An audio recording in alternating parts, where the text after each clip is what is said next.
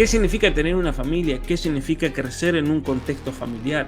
¿Qué significan las relaciones familiares y luego esas relaciones que se extienden hacia la sociedad?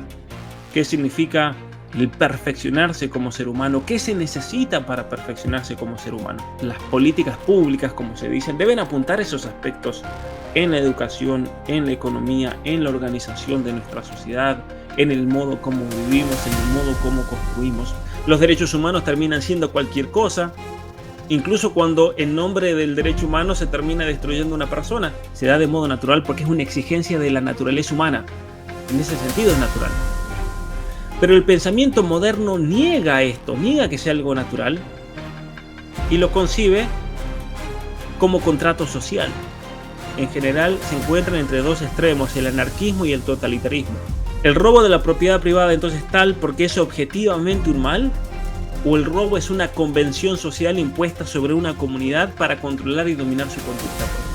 Muy buenas tardes a todos y bienvenidos a esta nueva sesión del curso, o esta primera sesión, perdón, del curso que vamos a tener hoy, comenzando con 1984, la filosofía política de 1984. Vamos espérame un momento que apago la cámara y la prendo de vuelta porque por alguna razón no me estaba captando bien la imagen.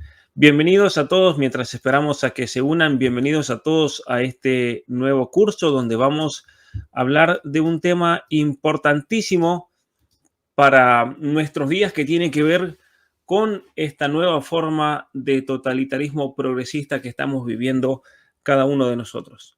Y puede pasar que tal vez muchos no se dan cuenta de la situación en la cual estamos viviendo. Puede pasar como muchas veces dice ese dicho que cuando a una gallina la hierven en el agua no se da cuenta por ese incremento gradual de la temperatura que la va acostumbrando hasta que cuando se da cuenta ya es demasiado tarde.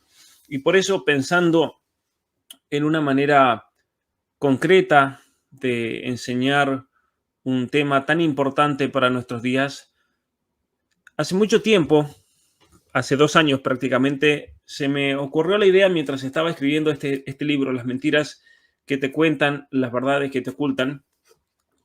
Se me ocurrió la idea de escribir un libro que tenga que ver con el totalitarismo progresista que estamos viviendo en nuestros días. La forma nueva en que el totalitarismo se está dando en el siglo XXI. Y eso me llevó a leer, investigar en gran cantidad de libros y material sobre el tema. Y es en ese año, en 2020, cuando también, debido a la situación que estamos viviendo a nivel mundial, se me ocurrió, en esos momentos de tiempo libre, me gusta mucho leer literatura, libros de distracción en mis tiempos libres a las noches, y se me ocurrió la idea de leer nuevamente una obra que había leído hacía muchos años, releerla para tratar de analizarla en sintonía con lo que estábamos viviendo en ese momento. Ese libro fue 1984 de George Orwell. Ahora bien, vamos a dejar de lado un montón de interpretaciones muchas veces conspiranoicas o si profetizó, lo que sea. Vamos a hacer un análisis profundo. Vamos a hacer en parte también un análisis literario de esta obra, porque es obviamente una obra de literatura. Muchos críticos que he leído sobre este libro dicen que, críticos importantes de literatura inglesa dicen que 1984 es un mal libro, pero es muy bueno como mal libro. Y voy a explicar un poquito más adelante qué significa eso, ¿no? Pero ciertamente que Orwell lo que hace, y esta es la tesis que vamos a desarrollar a lo largo de este curso, de filosofía, la filosofía política de 1984, lo que Orwell hace básicamente es presentar toda una teoría de filosofía política, pero en forma de novela. Y esa tesis la leí por primera vez en un libro que está escrito en francés que me pareció muy interesante, que es Teoría de la dictatura, escrita por Michel Onfray, Théorie de la dictature en francés.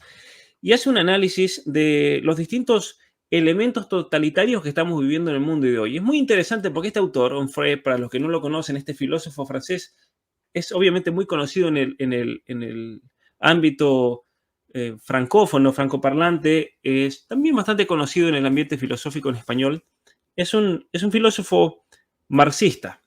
Entonces, viniendo de una persona desde esa perspectiva, que haga un análisis del totalitarismo que estamos viviendo hoy en nuestros días, es muy interesante realmente para analizarlo. Entonces ahí yo me propuse profundizar un poco más lo que se dice en este libro y especialmente relacionarlo a muchas de las cuestiones que estamos viviendo hoy en día a nivel mundial. Y eso me lleva a tratar de explicar la filosofía política y los contextos actuales, la situación actual que estamos viviendo y cómo defendernos por medio de 1984, porque yo también decía, ¿cómo voy a llegar a los jóvenes? ¿Cómo voy a llegar a personas que tal vez no tienen conocimientos filosóficos previos? ¿Cómo vamos a llegar a personas que tal vez no están acostumbradas a escuchar sobre estas cosas, pero es imprescindible que abran los ojos y se den cuenta de la situación actual?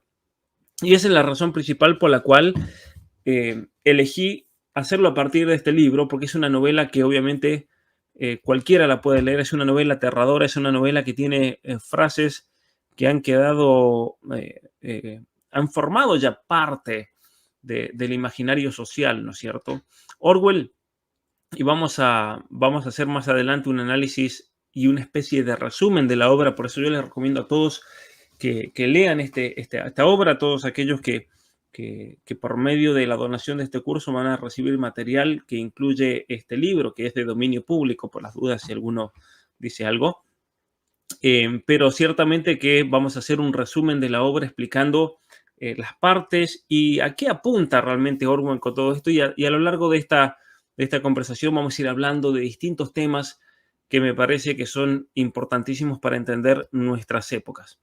Pero lo primero que hay que hacer, si vamos a hablar de filosofía política de 1984, es explicar qué es la filosofía y explicar qué es la política y explicar qué es principalmente la filosofía política. Esta va a ser una clase de filosofía política y todo este curso va a ser un curso de filosofía política, pero combinado con cuestiones geopolíticas, con cuestiones tecnológicas, con cuestiones de gobierno, con cuestiones de lo que estamos viviendo y todo eso regado con ejemplos de literatura que vamos a sacar de este libro. Muchos dicen, tendríamos que analizar también Un Mundo Feliz. Este libro, ciertamente que es un libro muy importante para entender la situación actual y de hecho tengo pensado más adelante hacer un curso a partir de Un Mundo Feliz.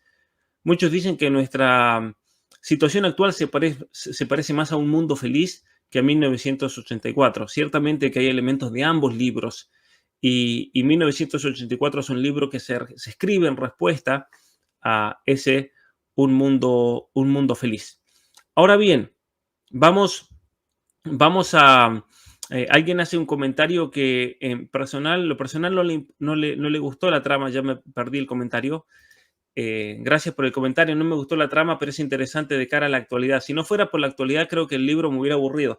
Y eso es en ese sentido que muchos dicen que no es un buen libro, no se hubiera hecho nunca un clásico, salvo que él supo ver cómo era posible en Inglaterra, en la sociedad de Inglaterra, que se diese un tipo de totalitarismo socialista. De hecho, los socialistas de su época les molestó mucho, viniendo de Orwell, quien él era socialista personalmente, pero Orwell también era un gran admirador de Chesterton, del gran escritor inglés Gilbert Keith Chesterton. Vamos entonces a comenzar explicando qué es la filosofía política. ¿A qué hacemos referencia por medio de la filosofía política? La política, y vamos a empezar con política. ¿Qué es la política? La política es una especie de respuesta al tomar conciencia acerca del poder humano, de que el poder humano es una realidad. El poder humano, que es esa capacidad de hacer cosas, pero esa capacidad de organizarse, esa capacidad de mandar, esa capacidad de liderar, que es innata en el ser humano. Y es por eso que muchas veces nosotros notamos en los niños quiénes son más sumisos y qué niños tienden a controlar una situación. De hecho, hay una viñeta, no me di cuenta de haberla puesta ahora aquí para compartir, pero una viñeta en la cual están hablando dos personajes de la serie de Peanuts, de Snoopy, y en un momento una niña le dice al varón, no, no es que yo sea mandona, sino que tengo habilidades de liderazgo mucho más grandes que las tuyas. No es que yo sea mandona o controladora, ¿no es cierto? Siempre nosotros notamos muchas veces en los niños, en las niñas especialmente, en las mujeres, ese aspecto de control. De hecho, dentro de la literatura se ha desarrollado ese tipo de la madre controladora, ¿no es cierto?, que es el principio de tantos males. Es una realidad, una realidad en el ser humano. Entonces, la política, ¿qué es? El tomar conciencia y responder a esa toma de conciencia del poder humano, del futuro del ser humano, los objetivos, lo que da lugar y abre paso a hechos concretos por medio de distintas formas e instituciones de gobierno. Eso es la política. Y entonces, cuando hablamos de filosofía política, ¿a qué nos referimos por medio de filosofía política? La filosofía política es esa parte de la filosofía que analiza la sociedad política como tal, la naturaleza de esa sociedad política. ¿Qué es una sociedad política? ¿Qué significa ser una sociedad, por ejemplo? ¿Qué significa asociarse? ¿Cuál es el objetivo principal, especialmente de la filosofía, de la política, perdón, como tal? Que es definido en la filosofía clásica como el bien común del ser humano. Y vamos a explicar un poquito qué significa ese bien común, porque hoy en día está muy malinterpretado y especialmente en la política actual o en la filosofía política tanto moderna como contemporánea se deja totalmente de lado esta visión de la política o esta visión de la filosofía política, este análisis. Hoy en día se trata simplemente de obtener el poder de cualquier manera, de cualquier forma, pero la filosofía política clásica, y eso es lo que yo quiero rescatar también por medio de este curso, es algo que quiero rescatar dentro de la discusión pública también, es analizar la sociedad política. ¿Cuál es la naturaleza? ¿Cuál es el objetivo principal? ¿Qué significa el bien común del ser humano? ¿Qué significa que nosotros debemos trabajar dentro de una sociedad que nos ayude a ser la mejor persona que podamos ser en nuestras vidas? ¿Qué significa eso? Y es por eso que se dice que la filosofía política es más práctica que especulativa. ¿Qué significa que la filosofía política es más práctica que especulativa? Que no se dedica tanto la filosofía política a tratar de analizar y especular sobre la naturaleza de las cosas, lo cual también es importante, pero especialmente acerca de esas medidas que nos van a llevar a ser la mejor persona que nosotros podamos ser, que nos lleve a perfeccionarnos en un contexto social que sea acorde especialmente a la realidad humana de cada uno de nosotros. ¿Qué significa, por lo tanto, ser humano? ¿Qué significa tener una familia? ¿Qué significa crecer en un contexto familiar? ¿Qué significan las relaciones familiares y luego esas relaciones que se extienden hacia la sociedad? ¿Qué significa el perfeccionarse como ser humano? ¿Qué se necesita para perfeccionarse como ser humano? Todas esas son cuestiones propias de la filosofía y por lo tanto la política, la respuesta política, las políticas públicas, como se dicen, deben apuntar esos aspectos en la educación, en la economía, en la organización de nuestra sociedad, en el modo como vivimos, en el modo como construimos, porque todo tiene que apuntar a ser mucho más humanos, a vivir de una manera acorde al ser humano. Y por lo tanto, la respuesta de qué es el ser humano va a ser clave. No como hoy en día, donde se niega la humanidad del ser humano, donde hay políticas que, por ejemplo, el nombre del género, la diversidad y la inclusión niegan la realidad de la persona humana y, por lo tanto, al no responder la pregunta principal, vamos a tener inevitablemente políticas totalmente erradas en el ámbito público. ¿Qué es lo que estamos viendo? Eh, Muy bien.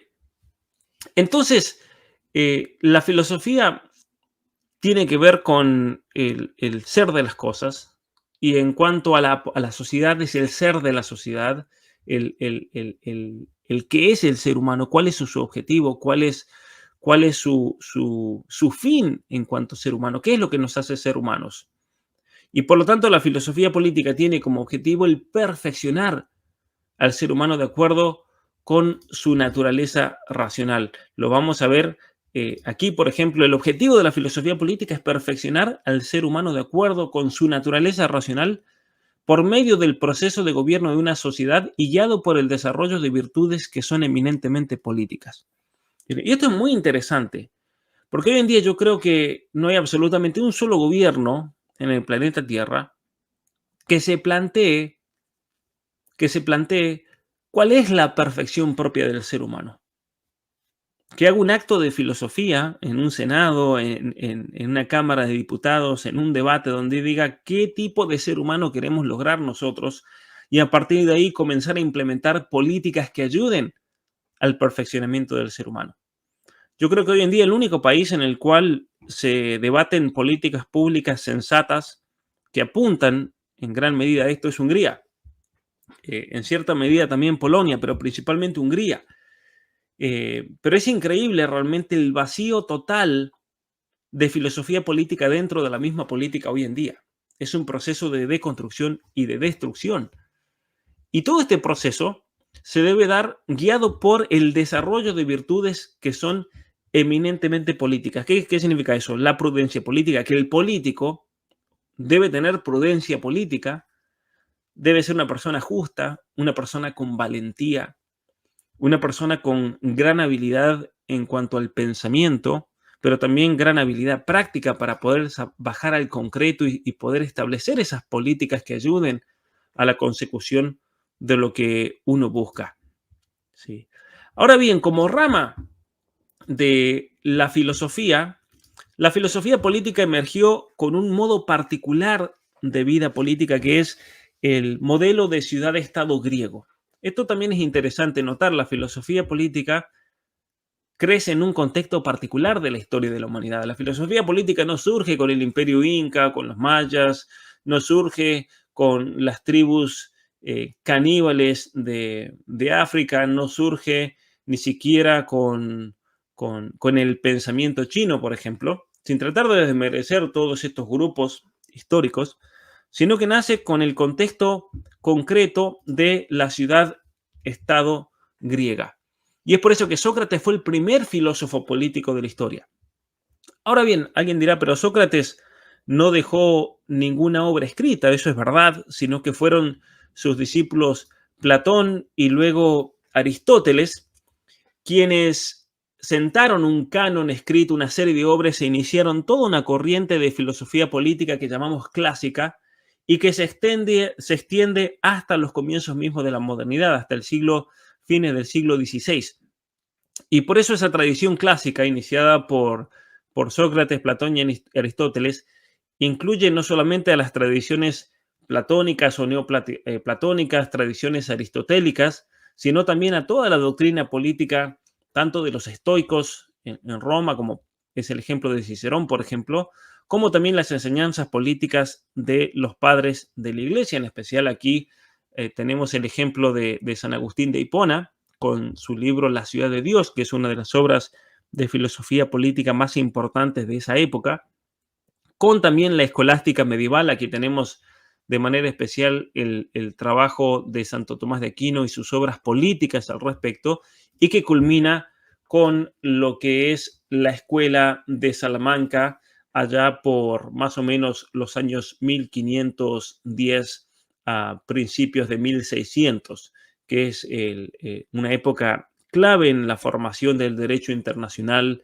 de las relaciones internacionales, de la filosofía política, de los derechos humanos, porque como ustedes recordarán, Colón llega a América en el año 1492 y a partir de ahí comienza a haber todo un intercambio cultural que no había ocurrido antes, cuando posiblemente habían llegado los vikingos al continente americano, cuando los vascos habían llegado, por ejemplo, a las costas canadienses. No se da un nivel de intercambio y de integración cultural tal como el que sucede después de la llegada de Colón.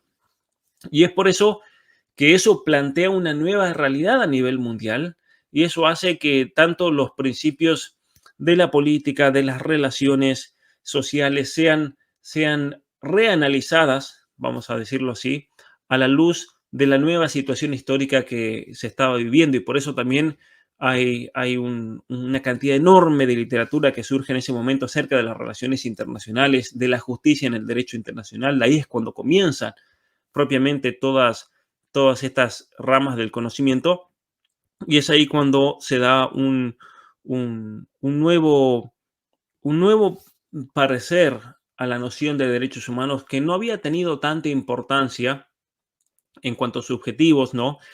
Sí se hablaba de derechos, incluso desde el punto de vista subjetivo, ya en la época de Santo Tomás de Aquino, pero no tenían ese realce que van a tomar luego de la llegada de España a América. Y es interesante que es en ese contexto, cuando se habla de la protección de los indígenas, de sus derechos, de las leyes de Indias, las leyes de Burgos, que comienza a haber todo un desarrollo dentro de la literatura. Pero ¿a qué voy con esto?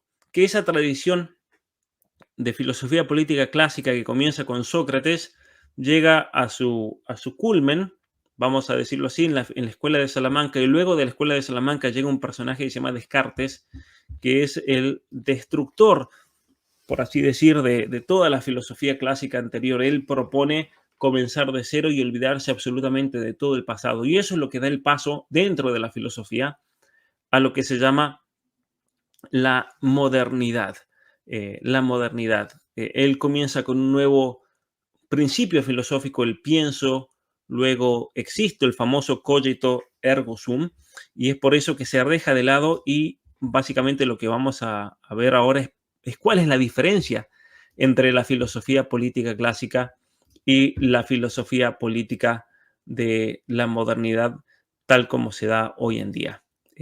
Entonces, el contexto, decíamos, de la filosofía clásica es la ciudad-estado griega. Las necesidades humanas, que eran las necesidades humanas de los griegos eran las mismas que las nuestras.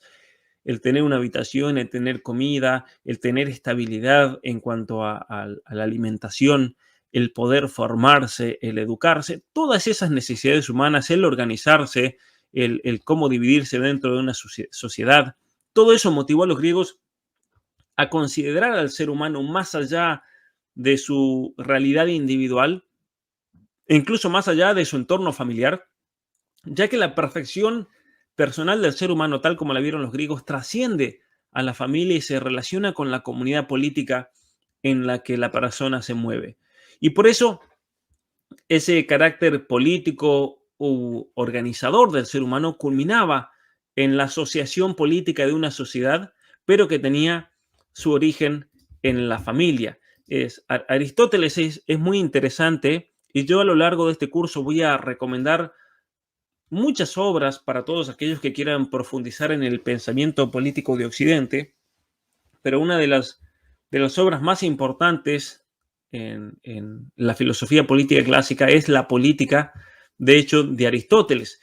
Y en esa política él da básicamente un análisis sociológico de cómo se da esta realidad social en el ser humano.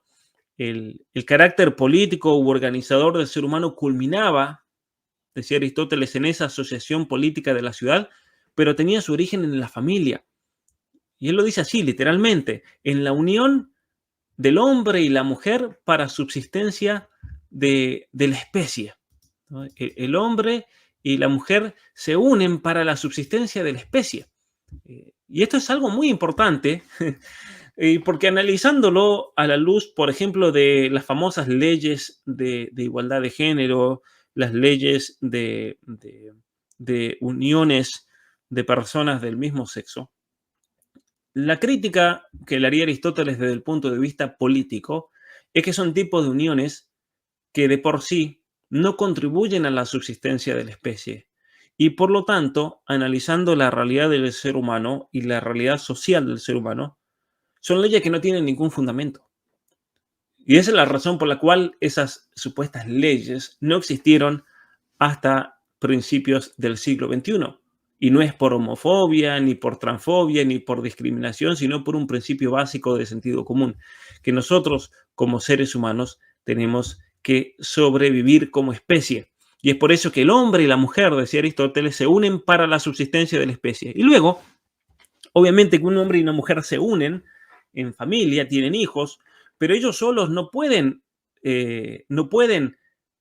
alcanzar un modo de subsistencia y de perfección tal y acorde a la naturaleza humana. Necesitan unirse a otras personas, necesitan apoyarse mutuamente, porque pensemos que si una persona hoy en día tuviese que hacer el pan, ¿lo puede hacer? Sí, lo puede hacer, pero ¿cuánto tiempo lleva?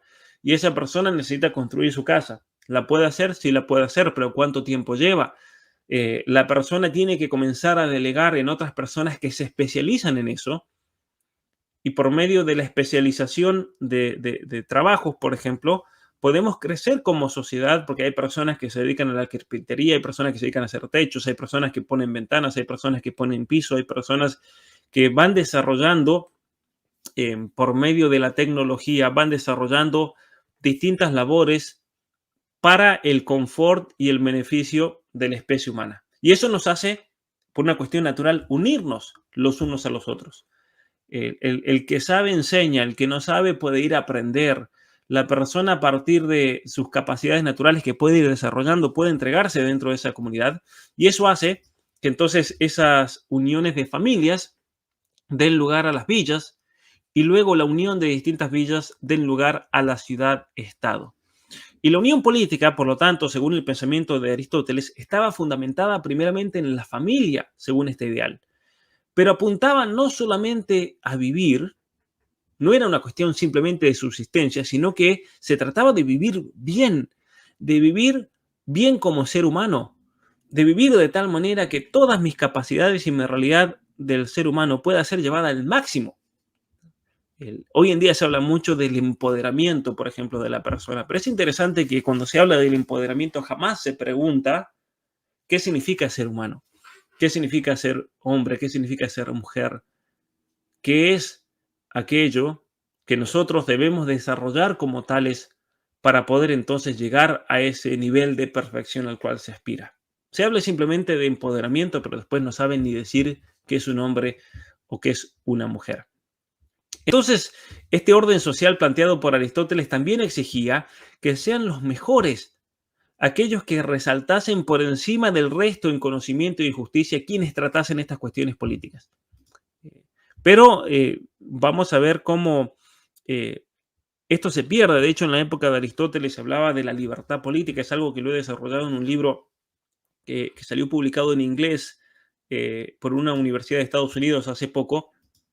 Y ahí yo hablo de la noción de libertad política en los griegos, tal como lo trataba una gran pensadora política del siglo XX, que es Hannah Arendt.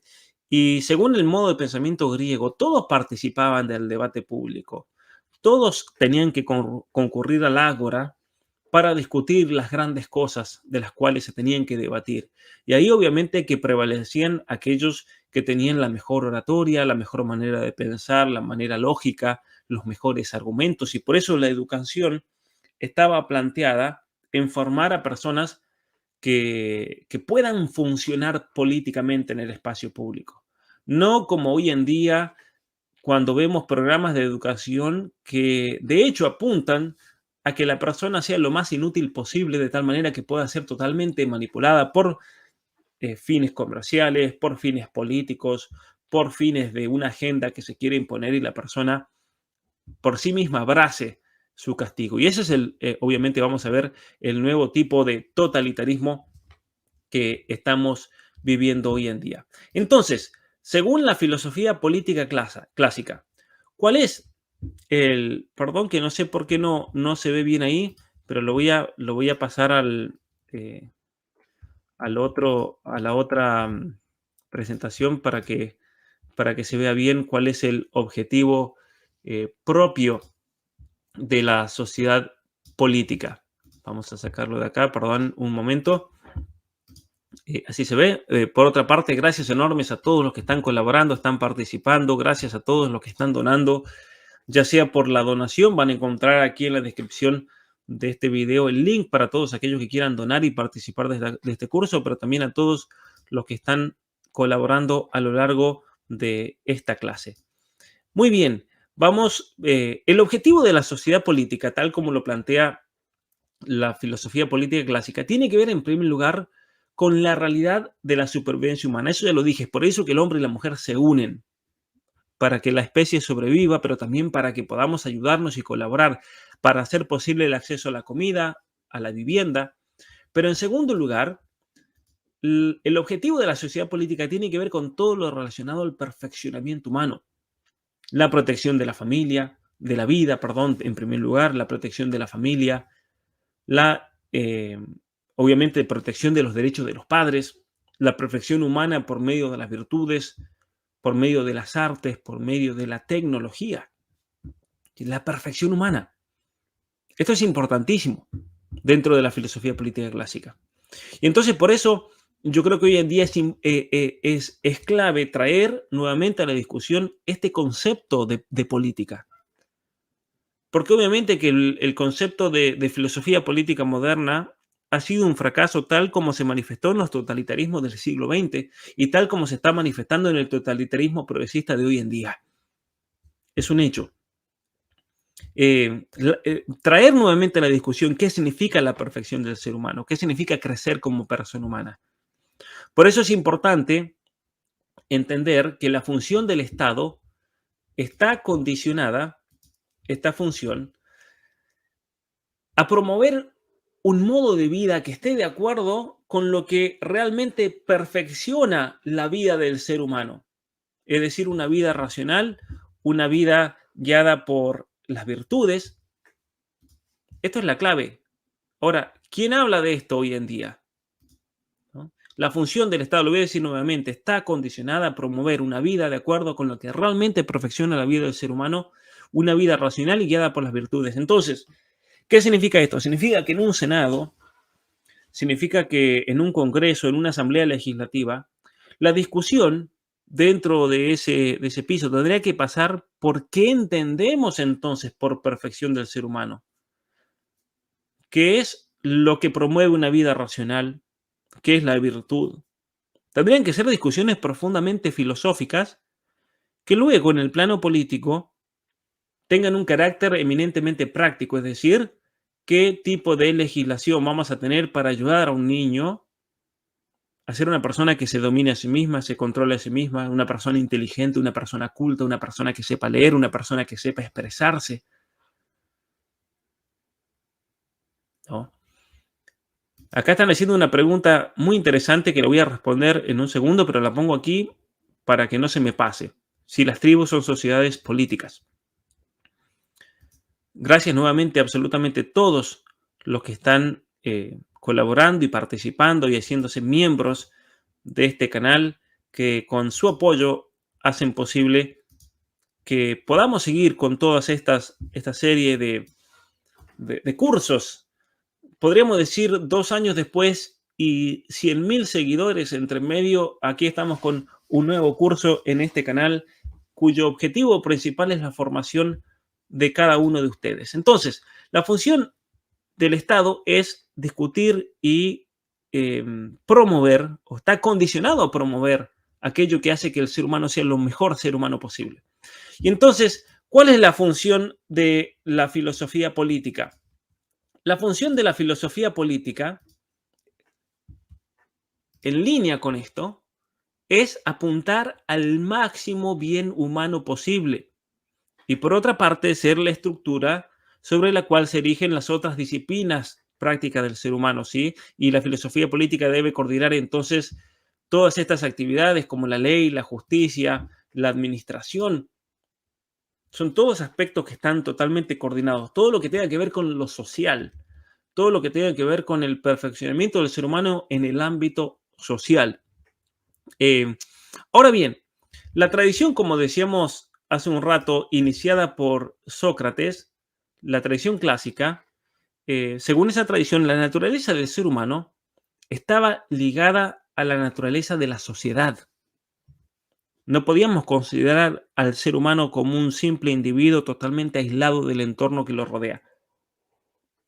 Aquí en Canadá hay un dicho muy, muy bueno para explicar esto. Se dice que se necesita toda una villa, todo un pueblo, para criar a un niño.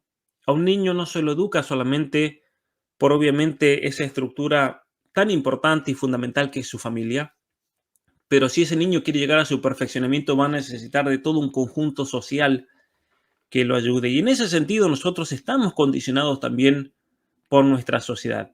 Sino porque muchas veces nos quejamos por la situación en la cual vivimos, por la sociedad en la cual vivimos, por el crimen, nos quejamos por la corrupción, nos quejamos por el bajo nivel educativo, nos quejamos por el bajo nivel de los profesores, nos quejamos por la universidad, que puede ser un desastre. Obviamente que hay un elemento de responsabilidad en cada uno de nosotros, pero es un hecho que cada uno de nosotros también está condicionado por ese entorno en el cual vivimos. Y hay entornos que me pueden ayudar a crecer como persona humana y hay entornos que no me ayudan, de hecho, a crecer como persona humana. Eso es un hecho lamentable. Y por eso la persona lo que tiene que hacer es, dentro de la medida de sus posibilidades, armar todo un entorno social que lo ayude a crecer.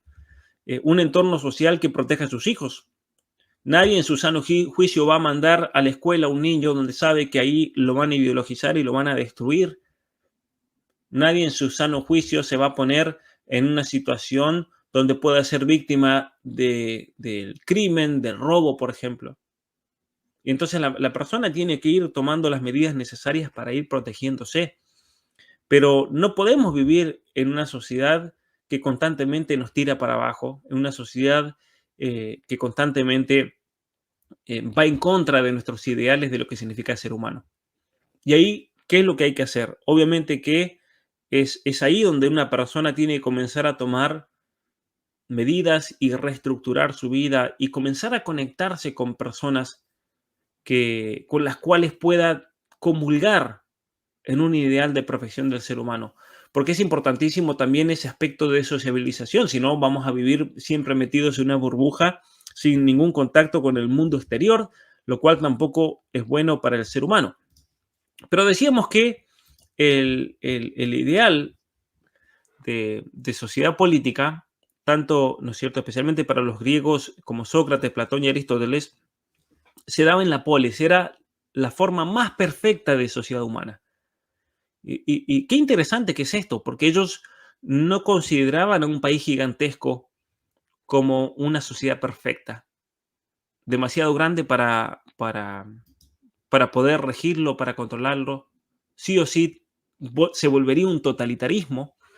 Es muy importante leer las críticas que hace Aristóteles a ese tipo de sociedades y cómo él prevé que puede pasar lo que está pasando hoy en día. Eh, un caso ejemplar de esto son todas las medidas que se tomaron a nivel mundial, por ejemplo, con el bicho del 2020. Y no digo específicamente qué es para que no me censuren este video, pero las medidas fueron medidas totalitarias, uniformes, que pretendían que sean aceptadas en todos lados y tener en cuenta las culturas, las condiciones, la situación de cada lugar. Muchas de esas medidas fueron totalmente erróneas, como ya se ha demostrado incluso científicamente, fueron medidas contraproducentes y que hicieron mucho daño, pero eso es por tratar de controlar absolutamente todo desde un poder centralizado que no tiene en cuenta la realidad del ser humano en su contexto y en su lugar.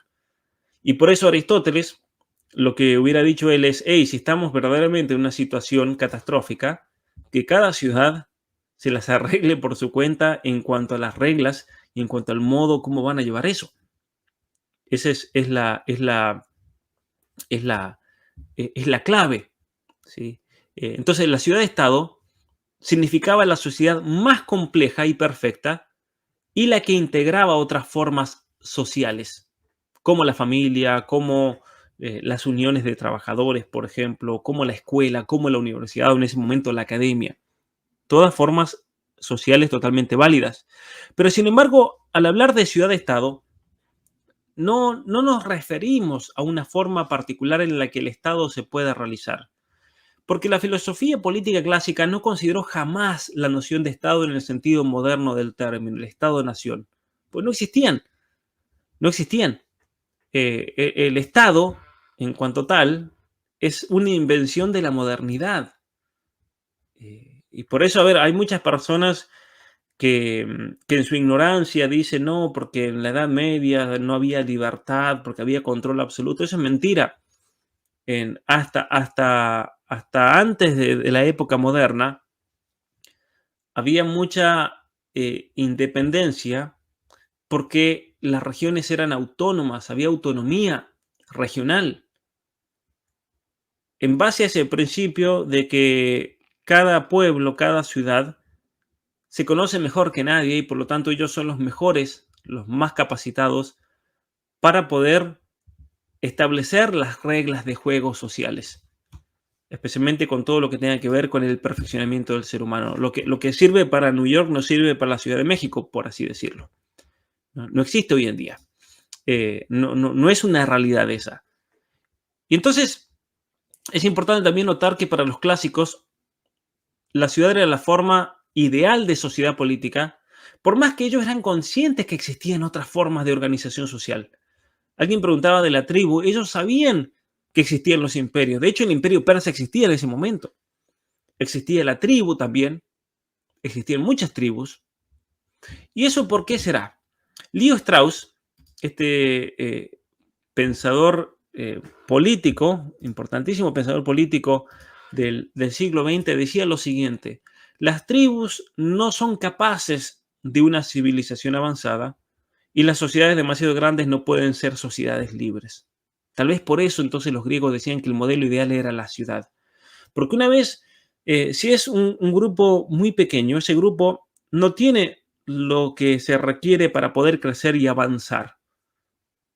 Como pasa con una persona que crece en un pueblo muy pequeño, que para poder avanzar y poder crecer se tiene que ir de ese pueblo, como me pasó el caso personal mío, viviendo en las montañas de niño.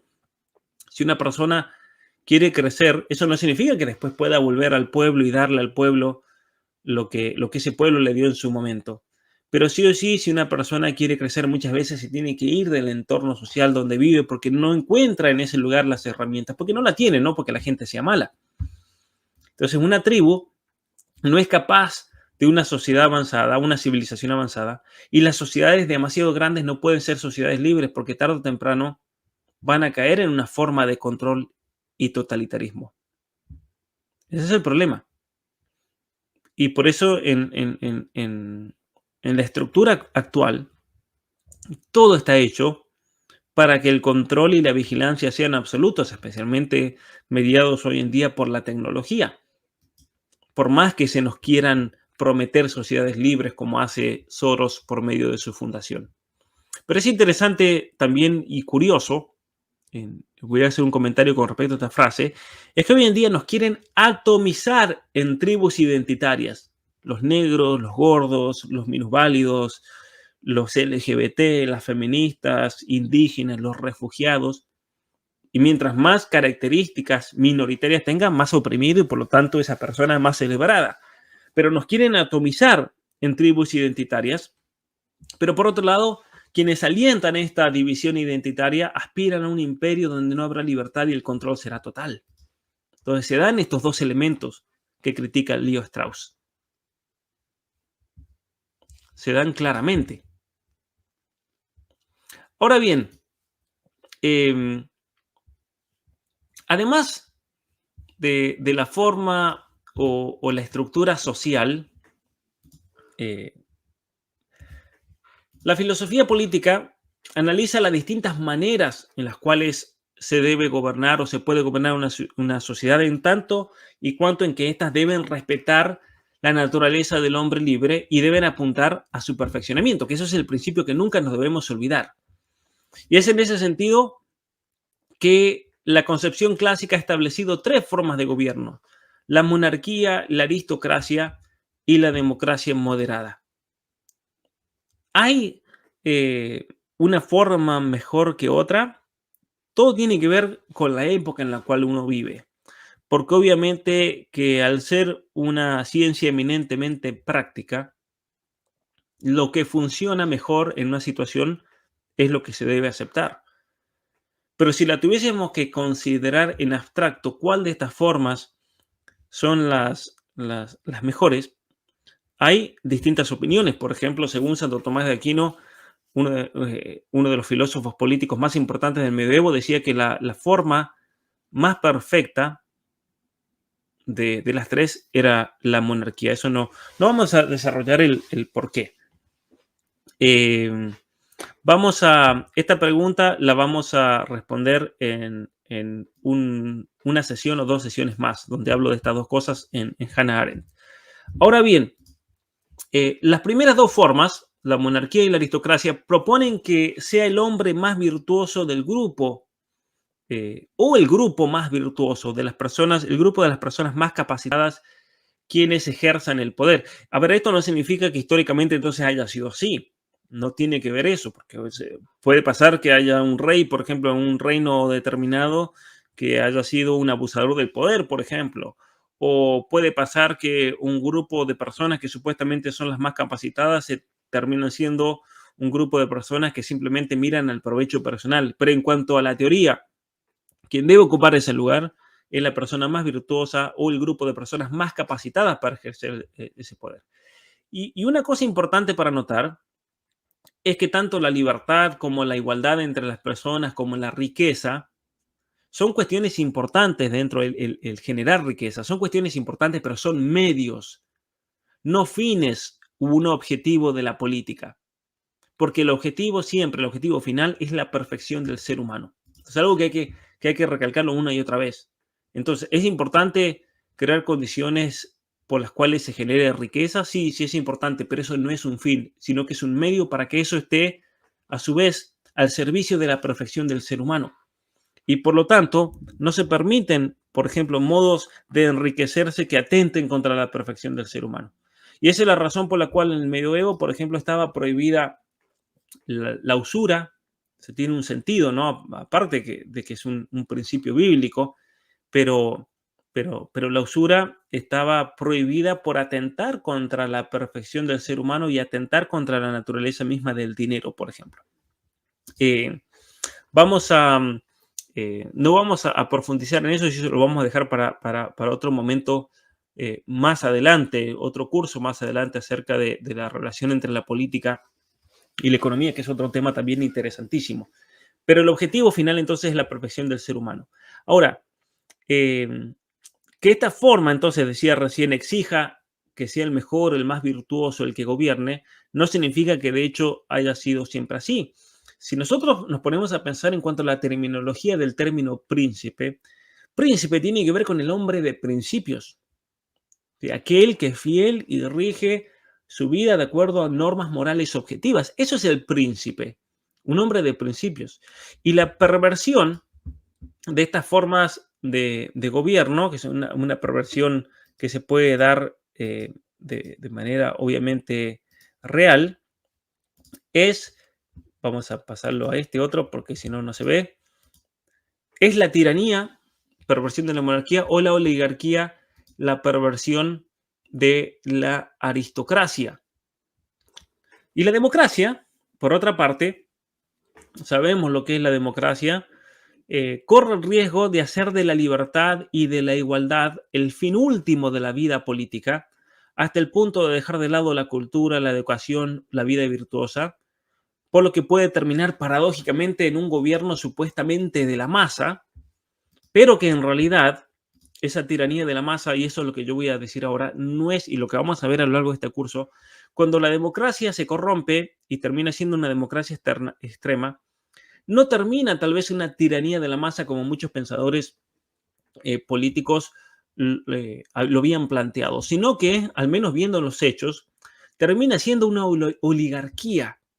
Una oligarquía porque quienes manipulan y controlan la opinión pública desde arriba lo hacen con el objetivo de imponer su propia voluntad sobre una sociedad. Y entonces, en nuestros días, la forma de gobierno actual se parece más a una falsa democracia donde quien gobierna es una oligarquía financiera, una oligarquía tecnológica, en la cual muchas veces hay una conjunción entre la oligarquía financiera y tecnológica y donde los políticos están al servicio de quienes ponen el dinero y que imponen su voluntad y su agenda sobre el resto de los países serviles. Esa es la realidad política de hoy. Hoy en día no hay una democracia, eso es mentira. No existe. No existe. Y entonces lo que estamos viendo, por ejemplo, a nivel mundial, es que hay ciertos agentes metacapitalistas por encima del orden internacional, por encima del orden político, que por medio de asociaciones o fundaciones como el Foro Económico Mundial, quienes hoy yo creo el centro de poder más grande del mundo, la Open Society Foundation, la Rockefeller Foundation, que en su momento tuvo una importancia gigantesca, pero la sigue teniendo, la Fundación Bill y Melinda Gates, que es otro enclave financiero importantísimo, que son en realidad los verdaderos actores detrás de la agenda política que hoy en día se da a nivel mundial. Y esa agenda política está muy manifiesta, por ejemplo, en las Naciones Unidas, en la Agenda 2030.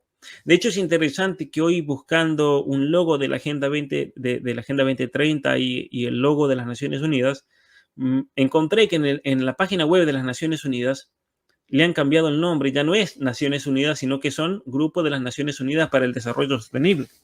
Esa es la manera que han encontrado para reemplazar las constituciones de nuestro país e imponer desde arriba un nuevo orden político, económico, cultural, que es de hecho una verdadera revolución, es una verdadera transformación, o como yo lo digo en mi libro Las mentiras que te cuentan,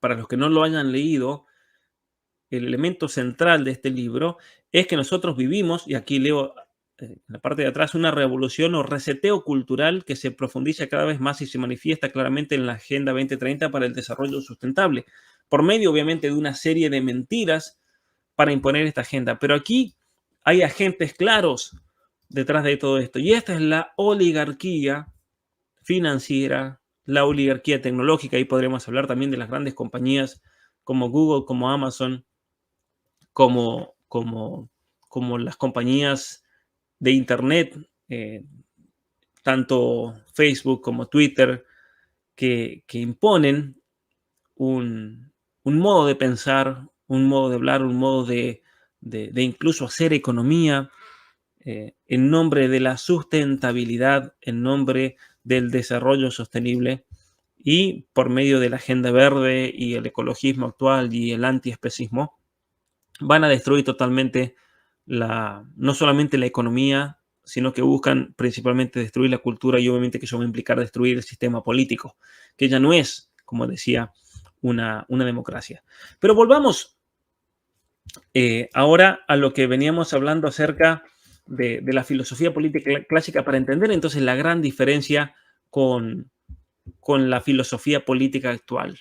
En la filosofía política medieval, lo que se hace es retomar la discusión clásica de Aristóteles, de Platón, de Sócrates, pero se le agrega algo totalmente nuevo que no había ocurrido nunca hasta ese momento, que es la distinción entre iglesia y Estado. Y muchos se van a sorprender de eso, porque muchos creen y les han metido el verso y se creen de que en ese momento la iglesia y el Estado eran la misma cosa. No, señores. En el Imperio Romano no había distinción entre lo que hoy entendemos iglesia, el ámbito sagrado, el ámbito, por así decir, teológico, y el Estado. El emperador era el Dios al cual había que rendirle culto. Y no es hasta que la filosofía política y la teología política cristiana irrumpe en que se comienza a dilucidar esa relación compleja entre la iglesia y el Estado, y esa distinción entre la iglesia y el Estado. De hecho, fue el debate teológico político el que introdujo la distinción entre iglesia y Estado, no separación en el sentido moderno y secularista que se le da a esta distinción. No hay que hablar de separación de iglesia y Estado, hay que hablar de distinción. ¿Y por qué es eso? Porque los emperadores, una vez que comienza el cristianismo a conquistar almas, por un gran proceso de inculturización, de transformación de la cultura, ahí se dio una batalla cultural tremenda en ese momento, que es lo que desarrollo en mi libro sobre libertad religiosa. Se da una batalla cultural gigantesca en la cual se transforma toda una cultura pagana en una cultura moldeada por los principios del Evangelio. Y el emperador, el gobernante, el político, el rey, el regente, el señor feudal, era cristiano. Y por lo tanto, los principios del Evangelio debían informar, debían regir el modo de legislar y la acción política. Entonces, la filosofía política medieval es clave para entender eso. Y es el nuevo elemento. Si tú eres cristiano y eres el rey, o eres el príncipe, eres el gobernante, tu modo de gobernar debe ser una manifestación del Evangelio, los principios del Evangelio. Y eso es lo que vamos a ver se tradujo en una serie de cambios importantísimos que hizo que la civilización occidental crezca de la manera que creció. Entonces, el mensaje moral del Evangelio se encontraba en la base de la sociedad y de la ley. Y una consecuencia práctica es que el emperador o el gobernante veía como obligación personal el que los principios evangélicos penetraran en la sociedad que regía. Entonces, según la filosofía política medieval, no podemos separar el ámbito privado. Yo en lo privado soy cristiano, en lo privado soy católico, en lo privado leo la Biblia y en público voy al Senado y voto por el aborto porque es un derecho de la mujer, como pasa con muchos políticos hoy en día. Esa separación y esa dicotomía esquizofrénica es un atentado contra la razón, según la filosofía política medieval. Y es por eso que a partir de la conversión de Constantino, y aquí atentos porque en este tema hay una desinformación gigantesca y errónea al respecto. Una vez que Constantino se convierte, en realidad él no se bautiza hasta recién su muerte, pero una vez que él básicamente acepta el cristianismo, se da una revolución moral y política dentro de Occidente. No porque, como muchos dicen y creen falsamente, que Constantino creó la iglesia, por ejemplo. Eso es una mentira tremenda, no tiene sentido eso. Un historiador ve eso y se les ríe en la cara.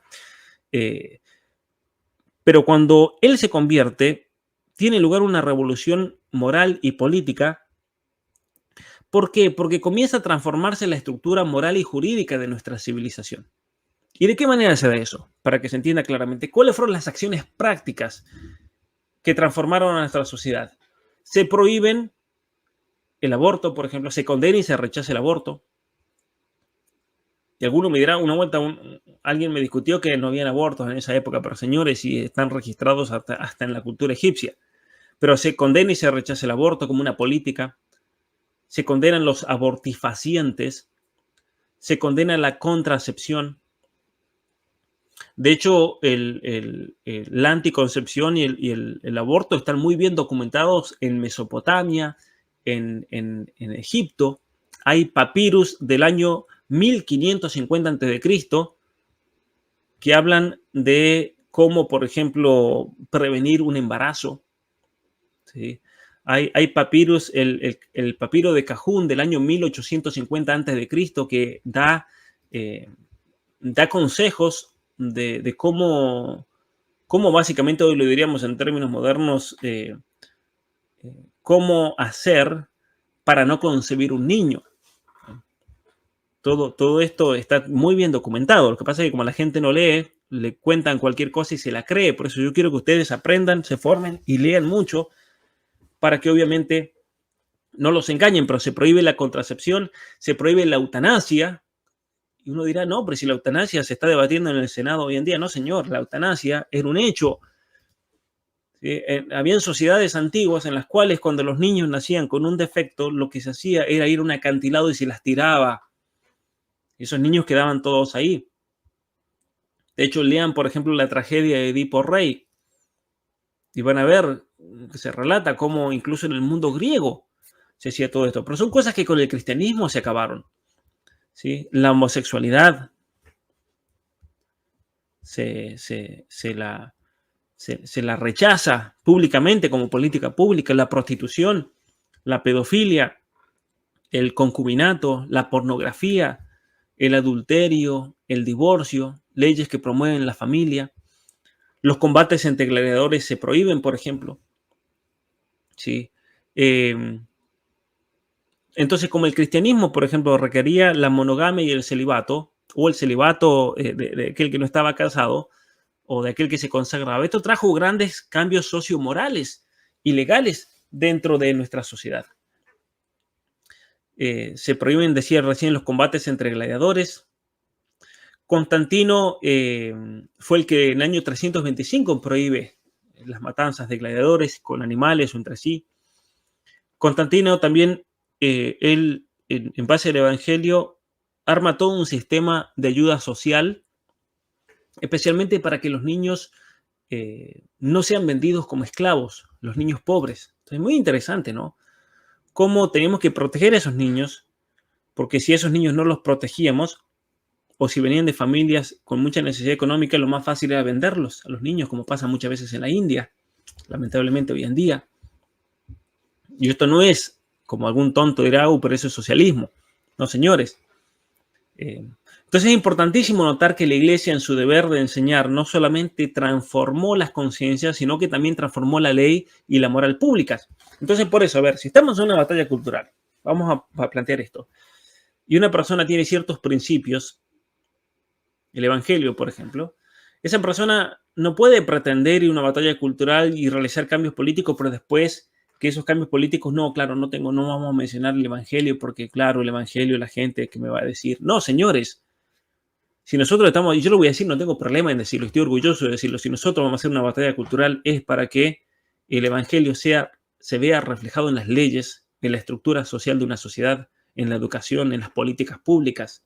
Si no, ¿para qué estamos luchando? ¿No? Eso es básicamente lo que se logró en nuestra civilización occidental. Entonces, la filosofía política moderna, y aquí viene un gran cambio, por el contrario, lo que la filosofía política moderna hace es romper consciente y drásticamente con esta tradición clásica iniciada por Sócrates. Pero para notar esa ruptura, es importante notar que la filosofía griega proponía una distinción fundamental entre lo natural y lo convencional. Y la filosofía griega decía que lo natural es anterior a lo convencional. ¿Qué significa esto? Esto es importantísimo. ¿Qué es importantísimo? Si las leyes son convencionales, si la política es algo convencional, si el formar una sociedad es algo convencional, si el formar una familia es algo convencional, entonces todo termina siendo construcción social. Esa es la gran distinción. Que para los griegos, la ley debía estar basada en una realidad inmutable del ser humano. En la realidad y en el hecho de que nosotros tenemos una inclinación a subsistir individualmente, a subsistir como especie por medio de la familia, a perfeccionarnos por medio de la virtud, porque tenemos una inclinación libre y racional hacia la verdad. Y por lo tanto, la búsqueda de la verdad es parte de lo que significa ser humano. Pero si todo es convención, si todo es construcción social, entonces las leyes no tienen que obedecer a nada natural. No deben obedecer a una normativa natural. Ese es el problema. Y por lo tanto, de la respuesta, si la ley es algo natural, si la política es algo natural, si el ser humano es algo natural, lo que respondamos va a modificar totalmente el sentido de la política, de la justicia, de la ley, de la educación. Entonces podemos preguntarnos, a ver, ¿hay cosas que son naturalmente justas o es solamente convención social? El que yo, por ejemplo, con mi trabajo y me esfuerzo, trabaje, tengo un salario, me compro un vehículo y ese vehículo me lo roban en la calle. El hecho de que me lo roben es una injusticia objetiva. Me sacaron algo que naturalmente me pertenece porque yo lo compré con el esfuerzo de mi trabajo, honestamente, o eso es un robo y está mal simplemente porque es una convención social, porque todos nos pusimos de acuerdo de que el que roba debe ser castigado. Y ahí está la gran diferencia que tenemos que entender. ¿El robo de la propiedad privada entonces es tal porque es objetivamente un mal? ¿O el robo es una convención social impuesta sobre una comunidad para controlar y dominar su conducta, por ejemplo? No, porque es así como hoy el posmodernismo ve a nuestra sociedad. Todo es control, todo es dominación. La educación es para transformar una cultura, como se vio en la civilización occidental. Pero no se dan cuenta que a veces esa crítica que ellos hacen a nuestra historia, a nuestra civilización occidental, solamente aplica el hecho de que ellos están usando la educación como un instrumento de dominación y de control y colonización ideológica. Entonces, ¿podemos decir que las leyes deben respetar al ser humano? ¿La naturaleza del ser humano? Es importante tener esto en cuenta porque las leyes son el fundamento de la comunidad política. Y en este sentido nosotros podemos preguntarnos si la comunidad política es algo natural o es una construcción social. ¿El asociarnos es natural o es construcción social? Y la tradición clásica difiere de la filosofía política moderna exactamente en esto, que para Sócrates y para sus sucesores en la tradición clásica, la respuesta a las cuestiones políticas sobre la ley, sobre el Estado, sobre la comunidad, estaba precedida por el reconocimiento de que hay cosas que son naturalmente buenas para el ser humano en cuanto tal y hay cosas que son objetivamente malas para el ser humano. Y que eso se mide y se rige en tanto y en cuanto eso perfecciona al ser humano o lo destruya. Esa es la razón. Y en este sentido, entonces, la política y la ley humana debían responder a la realidad y bien de la persona humana en cuanto a ser humano. Es decir, que de fondo operaba una especie de ley que luego, más tarde, Santo Tomás de Aquino la especifica como la ley natural, que se manifiesta en la naturaleza de la persona y que se manifiesta en esa inclinación a vivir, por eso el derecho a la vida, a formar una familia, por eso el derecho de los padres a formar a sus hijos, a buscar la verdad, por eso el derecho de la persona a conocer la verdad, a estudiar y especialmente a conocer la verdad sobre Dios, sobre todas las cosas, como dice Santo Tomás de Aquino, que es el fundamento. Y eso es, gracias por el aporte, lo que tiene que ver con la dignidad humana. Y por eso debemos distinguir que hay cosas que son convencionales o mutables, que son las cuestiones prácticas de cómo vamos a hacer algo, pero hay cuestiones que son inmutables, que tienen que ver con la naturaleza del ser humano. Y hay cosas entonces que son objetivamente malas porque es un hecho que si nosotros tomamos ese modo de conducta como una regla, vamos a terminar autodestruyéndonos. Y ese es el problema entonces con la filosofía política moderna, ¿se entiende? Y al momento de leer la filosofía política tenemos que hacer esas distinciones. Entonces, si la política, si la ley, si el Estado, si los derechos no son más que convencionales, es decir, si no tienen ningún fundamento en la naturaleza del ser humano, todo se vuelve construcción social y por lo tanto todo es visto y analizado desde la perspectiva de la construcción social. Los derechos humanos terminan siendo cualquier cosa, incluso cuando en nombre del derecho humano se termina destruyendo una persona.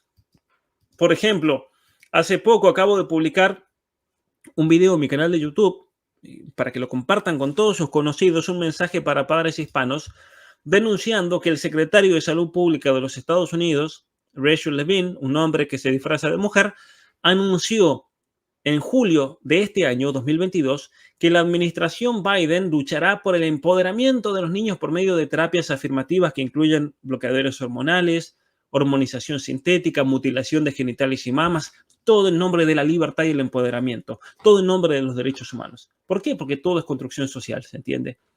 Ese es el problema de la política moderna. Es el gran problema, realmente. Es una locura lo que estamos viviendo. Y por eso debemos traer nuevamente a la discusión pública lo que significa verdaderamente ser humano y que por lo tanto todas las políticas y la política misma debe estar al servicio del ser humano, no a su instrumentalización utilitarista para el placer, para rechazar el dolor, para lo que sea. Por eso cuando se abandona una noción realista de lo que es el ser humano, no es de extrañarse que se le abra la puerta a la legitimidad de la ingeniería social como tal, como pasó ahora en Chile, por ejemplo, con el tema de la pedofilia. Sí, que yo tuve un debate con un activista del movimiento de liberación homosexual de Chile y resulta que lo que yo dije hace 2 años que ese tipo me negaba, hoy lo festejan ellos. Es tremendo lo que está pasando. Entonces, si no hay una noción realista de lo que significa ser humano, le abrimos la puerta a la ingeniería social. Pero la ingeniería social tiene sentido solamente en un mundo de transformación constante, en un mundo en que todo es progreso, abierto al cambio, es todo construcción social. Pero estos cambios y avances y este progreso está inducido por cambios sociales que vienen desde arriba. Por eso vamos a hablar también dentro de este curso, en otra sesión, del mito del progresismo. Y de ahí entonces la importancia de la tecnología, por ejemplo, en estas transformaciones sociales. Por eso el valor de la denuncia y consideración que ha hecho Miklos Lukács en los últimos años al traer la variable tecnológica en esta discusión. ¿Por qué? Porque es por medio de la informática, el Internet, de la inteligencia artificial, del machine learning, que todos estos procesos de ingeniería social se están acelerando exponencialmente. Y vamos a ver muchos ejemplos de esto, cómo se aplica la inteligencia artificial para acelerar un proceso de transformación. Y este proceso no se contenta con la mera transformación social de la conducta, sino que busca incluso penetrar transformativamente dentro del ser humano por medio de intervenciones biotecnológicas que aceleran ese proceso evolutivo para vencer de una vez por todas el dolor y la muerte. Que es de paso lo que trata el próximo libro de Miklos Lukács acerca del poshumanismo, del transhumanismo. ¿A dónde nos dirige todo esto? Acelerar ese proceso evolutivo, como ya lo decía Shulamith Firestone, que también la cito en este libro. Entonces, dicha ingeniería social y estas transformaciones biotecnológicas necesitan de una estructura política para poder realizarse. Y aquí viene lo importante, y es lo que vamos a hablar en este curso entonces con 1984. ¿Por qué se necesita cambiar la estructura política para poder dar lugar a toda esta transformación? Sí o sí, tal como se dio en las transformaciones sociales, culturales, políticas y económicas en las sociedades comunistas, por ejemplo, del siglo XX. Esos procesos totalitarios del siglo XX se dieron a la fuerza por el uso del terror, por el uso de la muerte, pero hoy en día dicho cambio comparte esas mismas características totalitarias, aunque haciendo uso de la manipulación, del miedo, para que sea la persona, el hombre idiota desconstruido, el que literalmente abrace y libremente abrace ese nuevo modelo de ser humano y sociedad política. Entonces hoy en día no hace falta a la fuerza agarrar un niño y transformarlo y medicarlo, hormonizarlo, amputarle sus genitales a modo de tortura. Hoy en día hay que transformarle su modo de pensar por medio de TikTok para que ese niño caiga en esta trampa ideológica y él solo sea el que pida y demande que ese niño reclame como parte de sus derechos humanos el poder amputarse libremente sus genitales, por ejemplo, y convertirse en un instrumento de comercio por estas grandes compañías que tienen una ganancia en promedio de $1.200.000 por cada niño que sucumbe a esta ideología. Es la autodestrucción total, ¿no? Sí. Entonces, es importantísimo tener en cuenta que el propósito de la asociación humana, del asociarnos políticamente, es para ayudarnos los unos a los otros. Es para eso. Hay un gran pensador,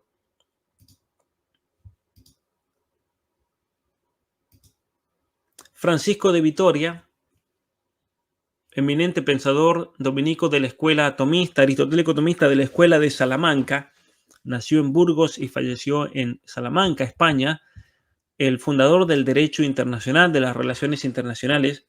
Él dice lo siguiente, un texto que quería traer a la luz porque me pareció muy, muy importante para pensarlo. Dice, la naturaleza nos dio solo la razón y la virtud, pero nos ha dejado desprovistos de otras cosas, frágil, débil, vulnerable. Por eso, para poder compensar esas deficiencias naturales, el ser humano dejó la vida solitaria y nómade de los animales para vivir en sociedad, ayudándonos los unos a los otros. ¿Para qué traje esta frase? Para darnos cuenta que el hecho de vivir en sociedad no es algo convencional, sino que es algo natural. Lo exige la misma naturaleza del ser humano. Y por lo tanto el gobierno, la sociedad, la política es de orden natural. Y con esto los reventamos a los anarcocapitalistas, porque los anarcocapitalistas necesitan de otros, de una sociedad, para comerciar, para llenarse de dinero, lo cual significa que es una exigencia natural el tener de otros, de una sociedad, para poder florecer. Y obviamente que una sociedad de por sí sería imposible que llegue a una perfección si no es por la guía racional.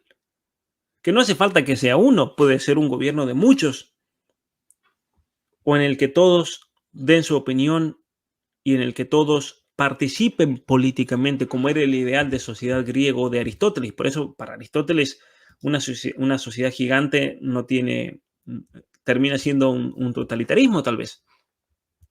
Por eso las sociedades pequeñas, las ciudades-estados, eran las mejores porque ahí todos podíamos participar de la vida política.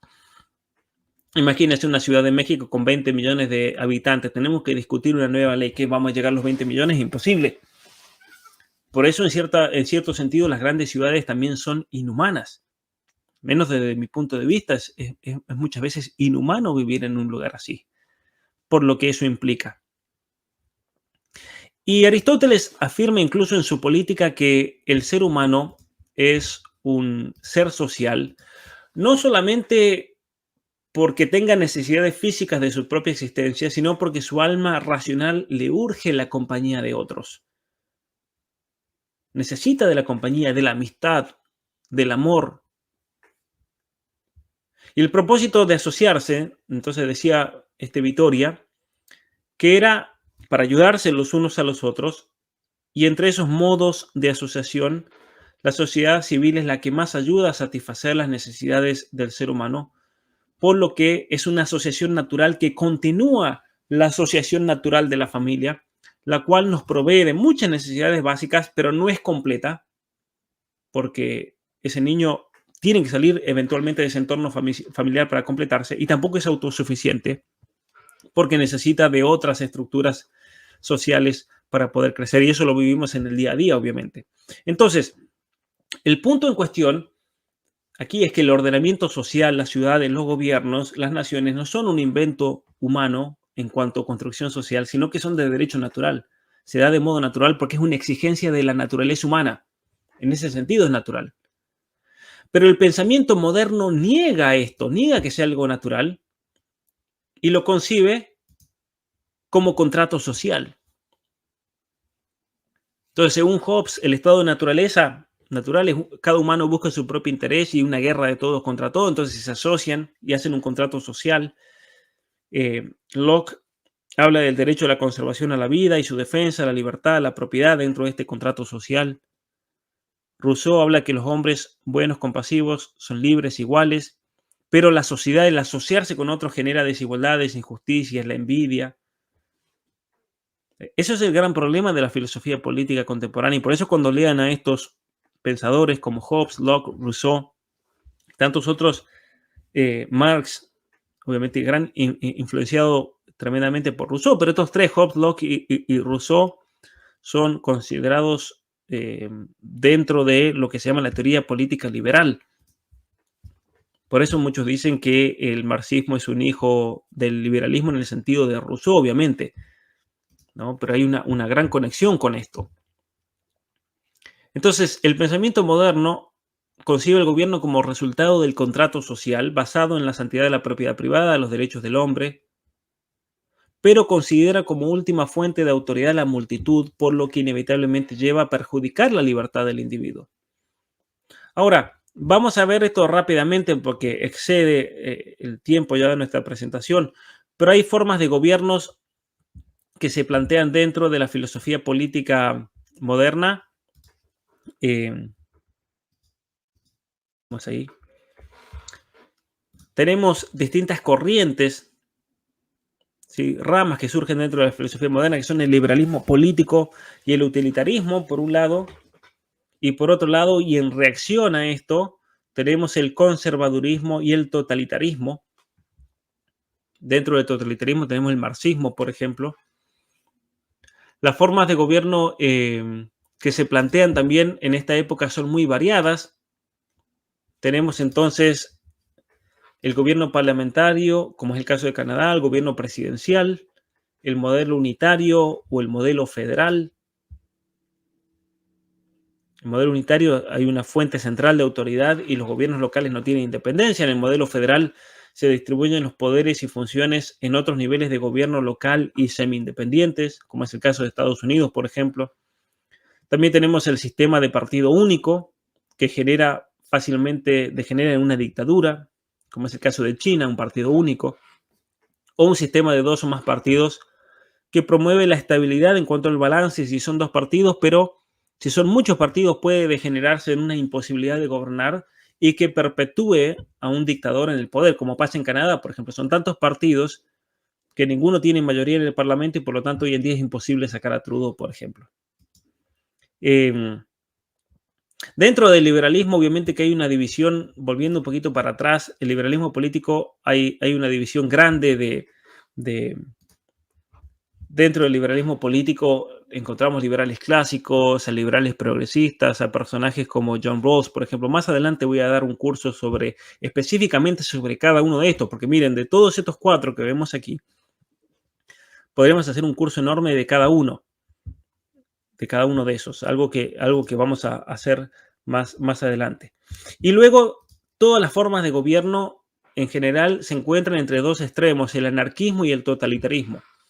El anarquismo concibe que el poder gubernamental es un mal, está mal, y por eso muchos anarcocapitalistas lo criticaron a Milei, se sintieron traicionados, porque claro, se postuló y es diputado, ahora es parte de esa casta, de ese mal. Y el totalitarismo es lo opuesto, pone absolutamente todo bajo la regulación gubernamental y usa de la coerción, la fuerza, incluso del asesinato cuando es necesario para poder lograr sus cometidos. Y en la actualidad el comunismo internacional que cayó con la Unión Soviética ha dado paso a una nueva forma de totalitarismo progresista, que es lo que vamos a presentar en el comentario de este libro. Entonces, una cosa que tenemos que tener en claro, hoy en día el peligro no es el comunismo cayó con la Unión Soviética. ¿Puede volver el comunismo? Sí puede volver. Es un problema, por ejemplo, en Cuba. Pero hoy el peligro en nuestras sociedades es una nueva forma de totalitarismo progresista. ¿Sí?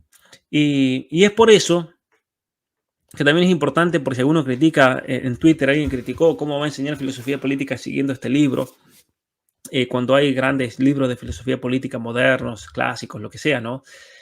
El estudio de la filosofía política no tiene que ver solamente con una teoría de gobierno o la política tal como acontece o aconteció en la realidad, sino también de las posibilidades de la política.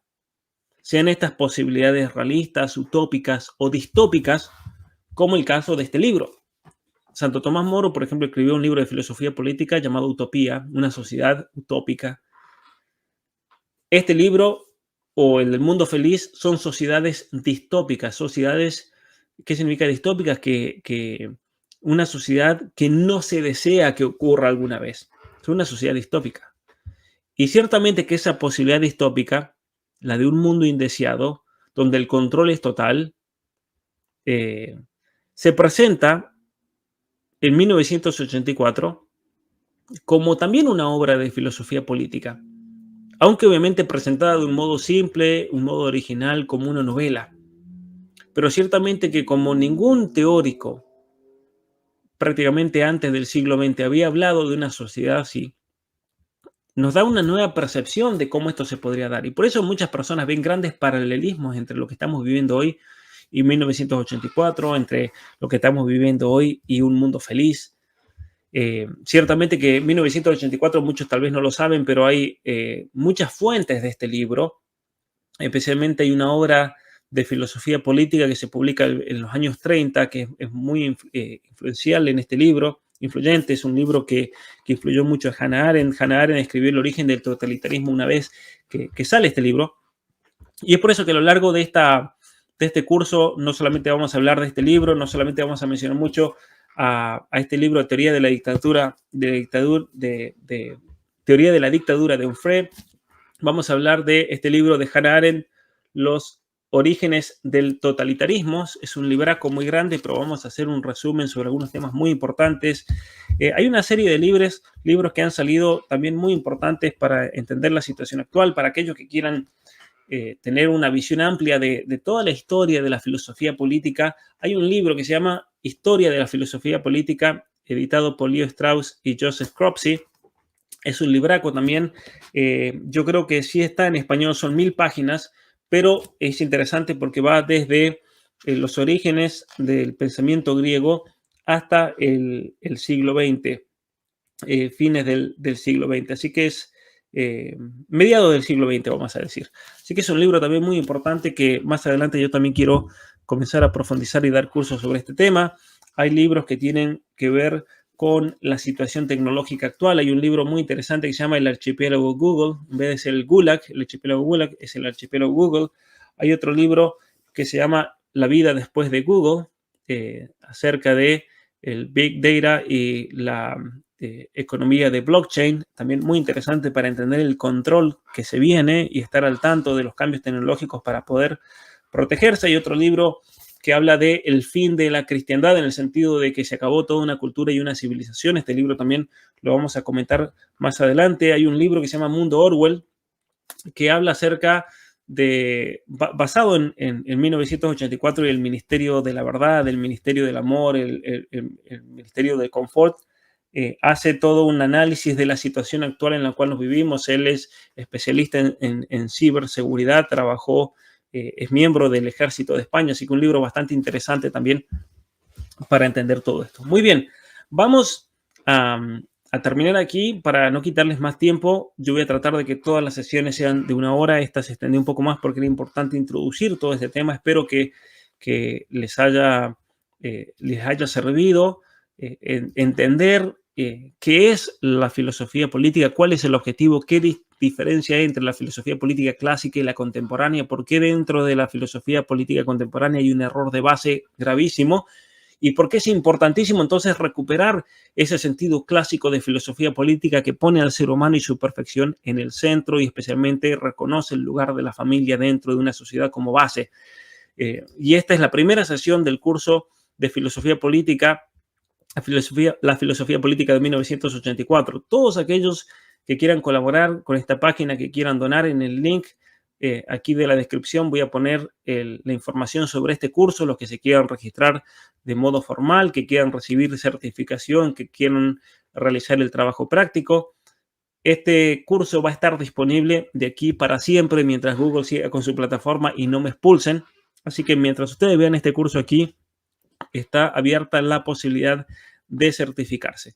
Muchas gracias a todos, especialmente gracias a todos los que han estado participando, gracias a todos los que han donado, gracias a todos los que han colaborado durante esta sesión y espero verlos en la próxima sesión la otra semana. Muchas gracias. Muchas gracias por haber visto este video y haber visitado mi canal. Si no estás suscrito, te invito a hacerlo en este momento y a compartir este video. Si quieres más información acerca de mi trabajo, te invito a ir a la descripción donde encontrarás los links para todas mis redes sociales, mis libros y mi página web.